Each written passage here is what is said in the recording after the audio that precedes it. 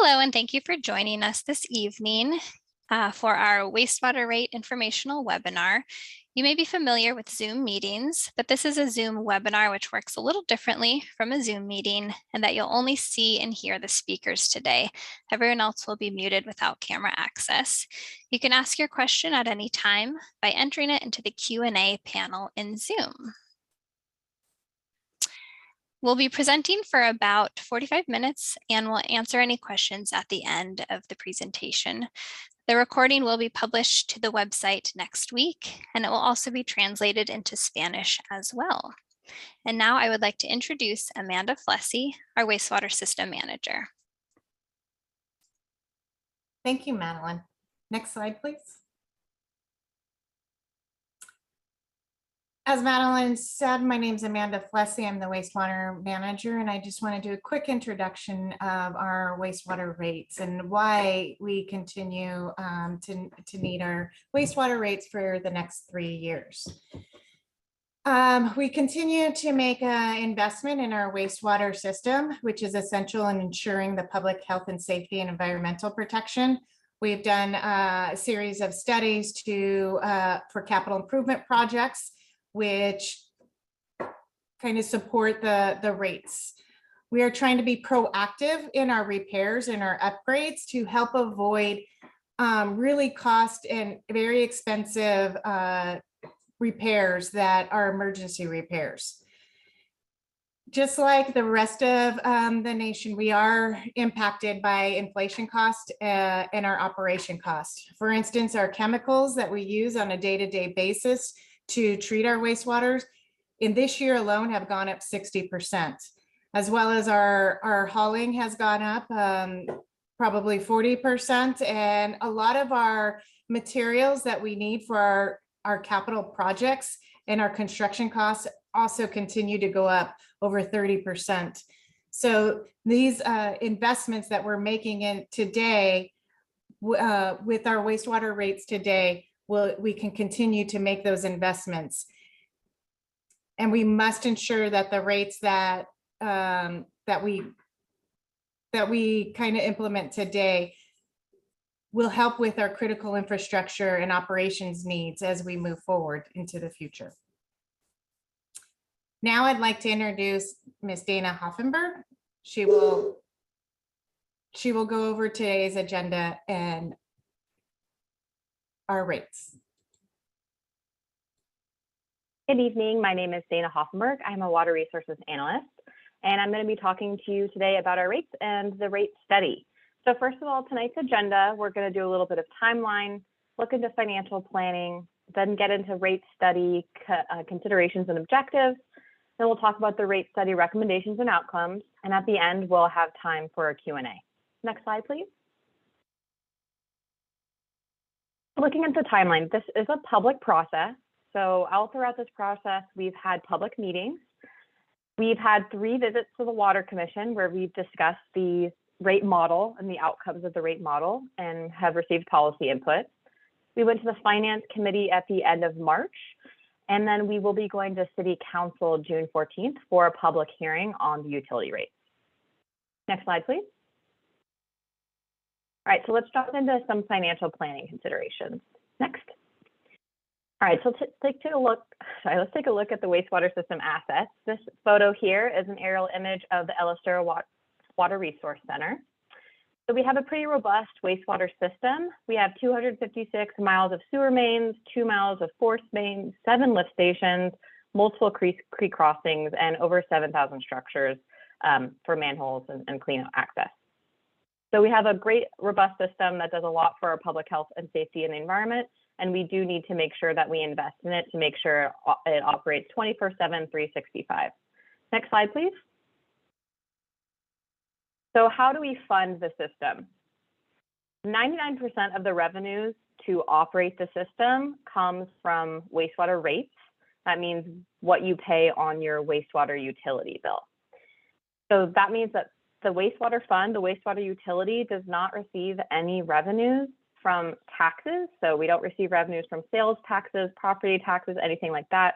We also do not receive Measure C funding, which you may know funds some streets operations and things around town. So we are really entirely dependent on what we collect through our wastewater rates to make sure that the system operates correctly. Next slide, please. So what does your wastewater bill actually pay for? As you can see, we do a lot in the wastewater utility.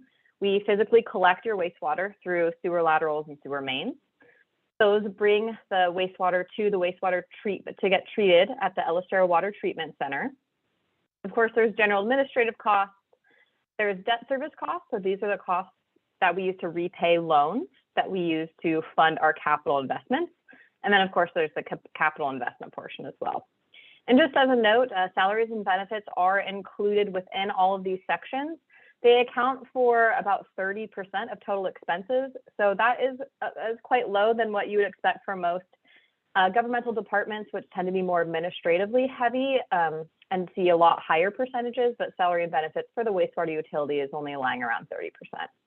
Next slide, please. All right, so let's look more at the wastewater system costs. So revenues need to be sufficient to cover the operating and capital costs of the utility, to meet state and federal regulations, and pay debt obligations and maintain reserves. So we have two main costs. We have our operating costs, so that's the ongoing day-to-day maintenance operations of a utility, and then we have a capital cost. So for example, we're doing a large electrical upgrade at the Elistero Water Resource Center, that's pictured here, and that's something that that would count as a capital cost. Next slide, please.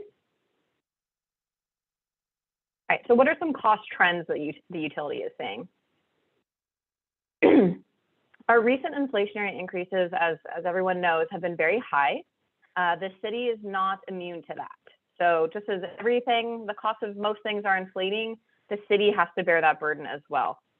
For example, as Ms. Leslie mentioned earlier, our chemical costs have gone up a lot. We've seen very high increases in chemical costs. We've also seen very high increases in our hauling, for example. Those costs have doubled. So again, these are some things we have to consider when we're looking at changes to our utility rates. Going forward into the future, we didn't want to assume that this runaway inflation would keep happening. That would really heavily impact our customers. So we were more conservative in that approach, and we assumed that inflation would back down back to 3.5%. And so we just need to make sure we have adequate revenues to make our investments in our utility, such as Elistero improvements, collection system improvements, and the sewer lateral program. Next slide, please. All right, so let's take a look at more capital investments. This slide, we're going to focus on the treatment aspect, so what's happening at the Elistero Water Resource Center. As I mentioned earlier, we're going to be looking at a large electrical renewal project at the plant. This is going to help with consistency and treatment of the wastewater, and it's also going to increase our ability to produce renewable energy at the plant. Right now, the plant does produce 40% of its own energy, so this project will help with that renewable energy production. We also have a chlorine contact chamber renewal project going on that's going to provide additional redundancy to help things operate more smoothly and effectively, and it's going to increase the quality of discharged wastewater from the plant into the environment. Next slide, please. All right, so let's take a look at capital investment on the collection side. So in this picture, you'll see the pumps that are at the Braemar lift station. The Braemar lift station is the largest pump station in town. It handles the most wastewater of all of our lift stations. And so lift stations move the wastewater around the system and get the wastewater to where it needs to go.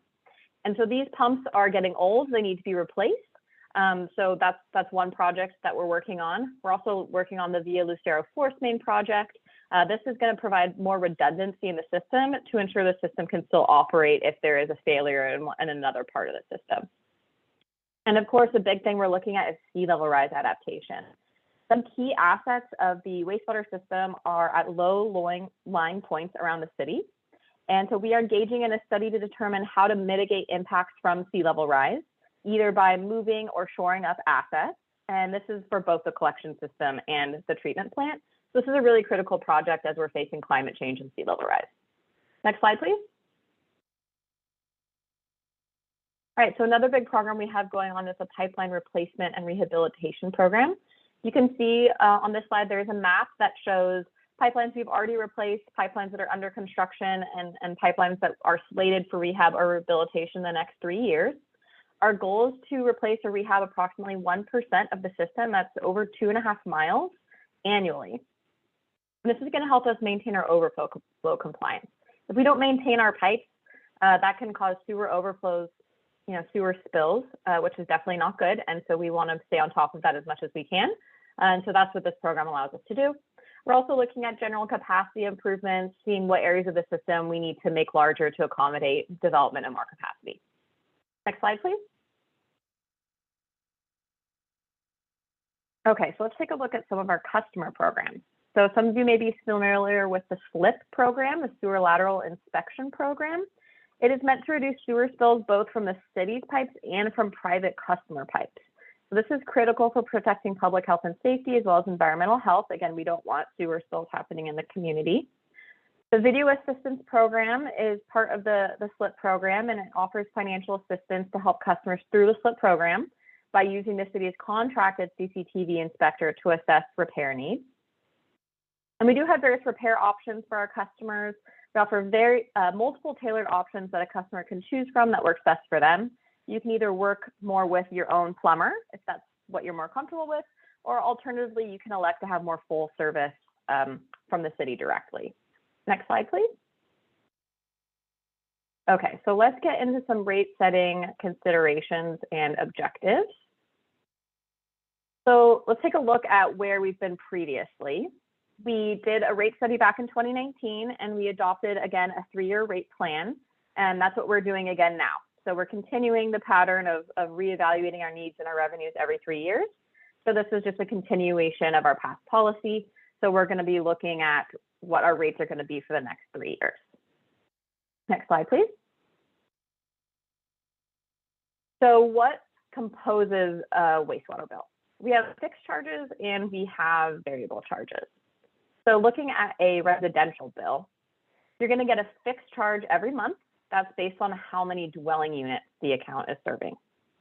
And then there's going to be variable charges that are based on how much water you use, because that's a good proxy for how much water you're discharging into the wastewater system. For our single-family residential customers, there is a cap on volumetric charges because it's assumed that after a certain point of water usage, that water is probably being applied to landscaping. For our commercial customers, there is a fixed minimum bill, and then there's a variable charge per unit of water used. So you're charged per unit of water usage, but if you don't hit that minimum bill, then you just get that minimum bill. So because there's a variable component to our bills, it does allow customers to have some kind of control over what they're seeing in their wastewater bill. Next slide, please. So minimizing rate impacts, so as much as we can, is very important to us as a utility.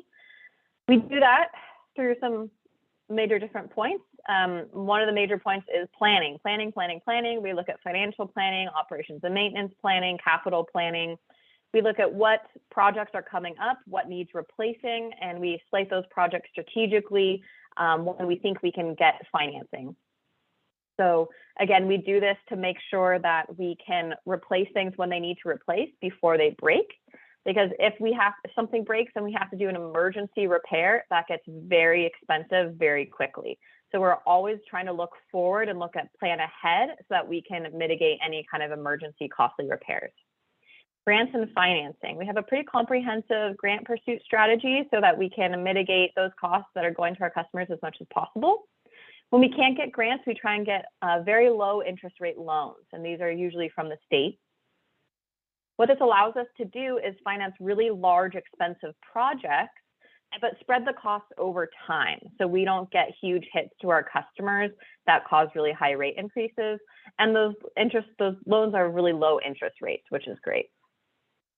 We do have some customer assistance programs. We offer free water checkups with our water conservation specialists that can help our customers identify if they might have leaks or inefficiencies on their property.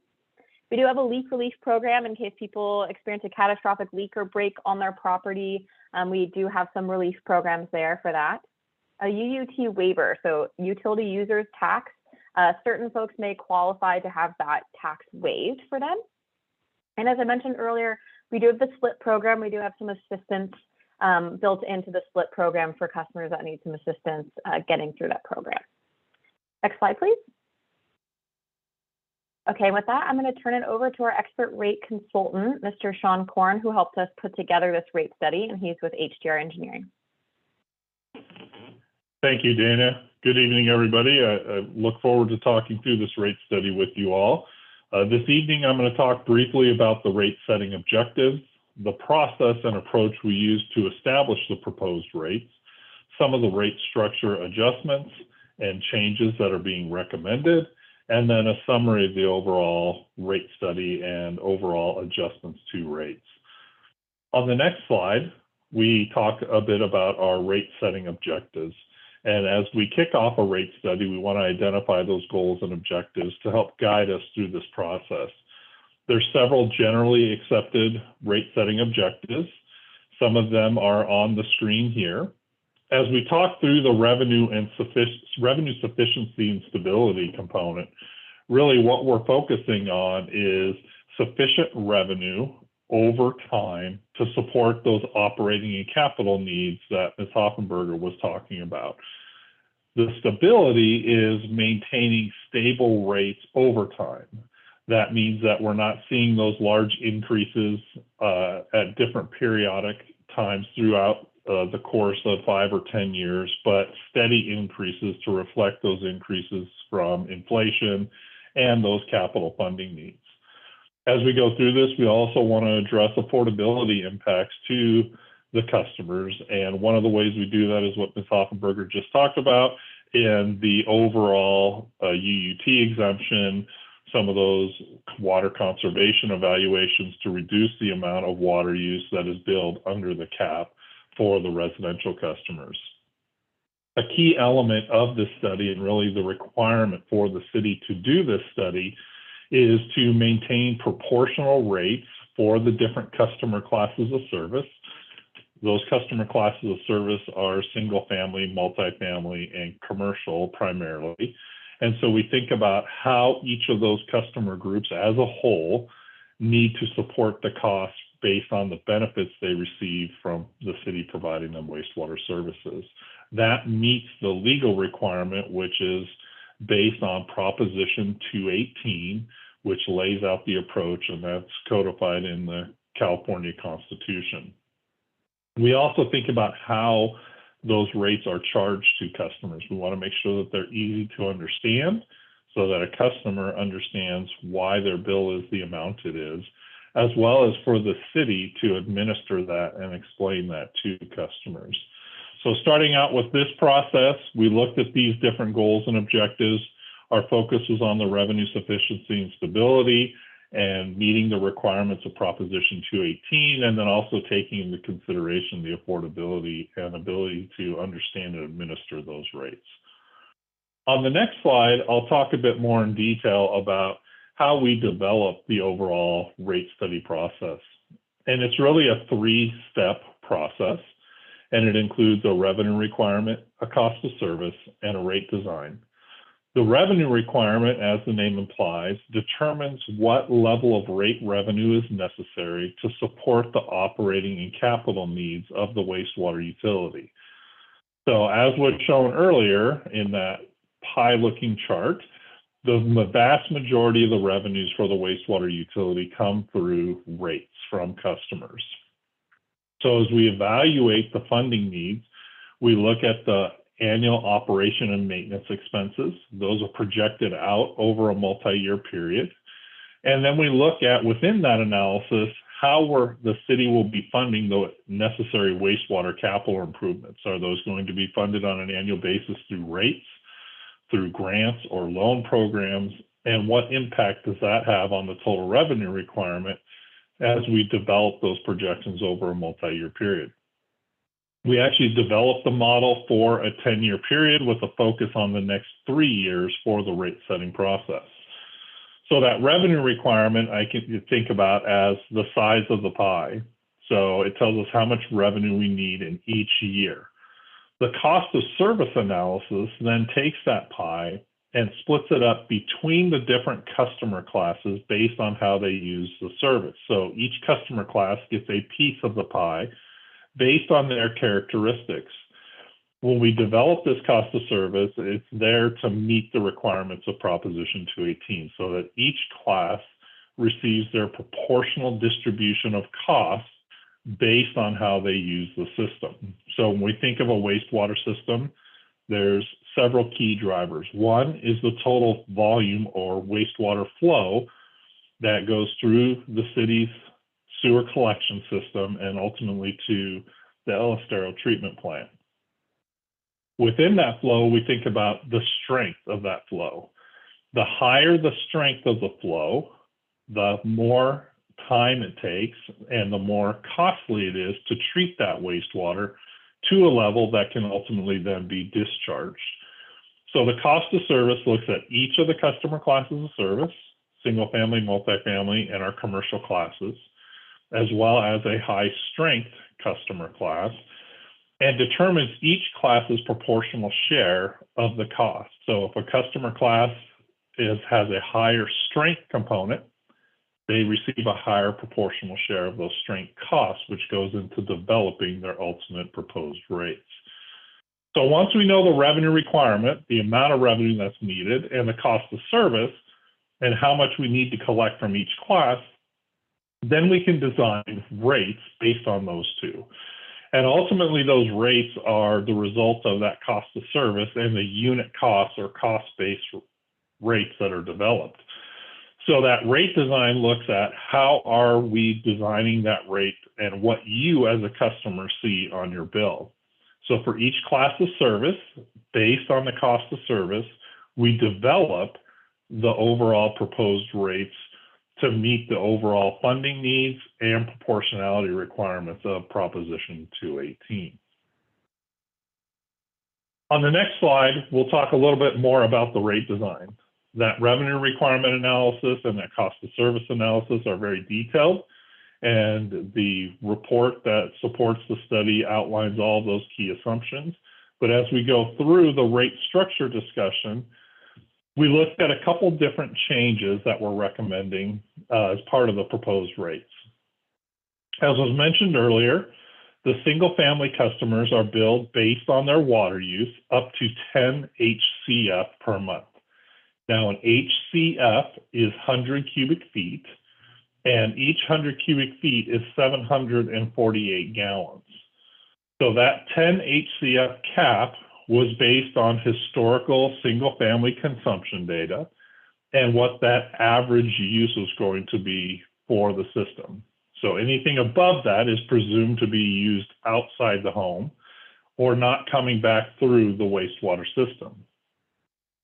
Looking at the more recent history and single-family consumption patterns, what we noticed over the last several years is that usage pattern has reduced as conservation principles have come online and more frequently discussed. Customers have reduced their overall water consumption. So as we looked at the wastewater rate structure, given the reduction in water use, we're recommending reducing the cap from 10 HCF to 8 HCF over a 2-year period. So the first year the study would reduce the cap to 9 HCF, and the second year would be reducing it to the 8 HCF, what would remain for the third year of the proposed rates. In this way, customers' usage more accurately reflects what wastewater volumes are being sent through the wastewater system. For multifamily customers, there are 2 customer classes. There's a 2 to 4 units, and there's a 5 and greater unit category. For the multifamily 2 to 4 units, the billing units are based on the water usage up to 10 HCF per month. So very similar approach to what a single family billing is today. However, when we looked at the data and information for the multifamily 2 to 4 unit accounts, those accounts very rarely went above that 10 HCF per month. Given that, we're recommending the elimination of the cap based on the lack of variability between winter and summer water usage. So When we see that greater than 10 or 8, in this case, recommended HCF for single family, that's generally in those summer periods when we're watering lawns and doing other outdoor activities. For the multifamily 2 to 4 units, there wasn't that variability. It was a very constant amount of water use over the course of a year. For multifamily 5+ units, for those rates, it is based on water use with no cap. So for multifamily 2 to 4 and multifamily 5+, the recommendation is to have the same rate structure with no cap on their usage. Non-residential customers, so all the commercial entities, and there's 2 classes of that as well, based on lower strength and higher strength, then they're based on all their water use with no cap. So that there's no recommended change to that. That would remain in place going forward. The only change to the non-residential rate structure is a recommended recalibration to the minimum bill calculation. So as was mentioned earlier, the non-residential customers are billed a minimum charge, the lesser of the minimum charge or the volumetric charge times their water usage. So in this case, that minimum bill calculation needed to be updated to reflect more recent consumption patterns for the non-residential customers as well. So to summarize on the next slide, our overall revenue requirement gave us a recommendation to increase rates over the next 3 years to adequately fund the operating and capital needs of the utility. The projected rate revenue increase is 7%, approximately 7% over the next 3 years. And that's based on the overall need to fund that annual inflationary increases in O&M expenses that the city is experiencing, as well as to adequately fund those necessary capital improvements to continue to provide the level of service to the city's customers. And those were previously outlined with the El Estero improvements, the collection system improvements, and so on. So the study's taken into account the overall revenue needs based on the operating and capital costs.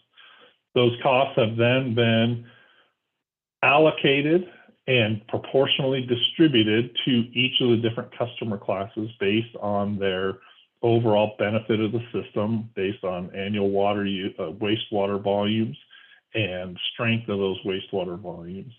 And the proposed rates then reflect this overall 3-step process to meet the requirements of Proposition 218. And with that, I'm going to turn it back over to Ms. Hoffenberg to discuss some of the bill impacts to the different customers. Thank you, Mr. Corn. All right, so let's talk about what this will actually do to utility bills. Next slide, please. So here's a comparison between the city's wastewater charges and some of our neighboring agencies. So a couple things to note. This is a bill for a low water using customer.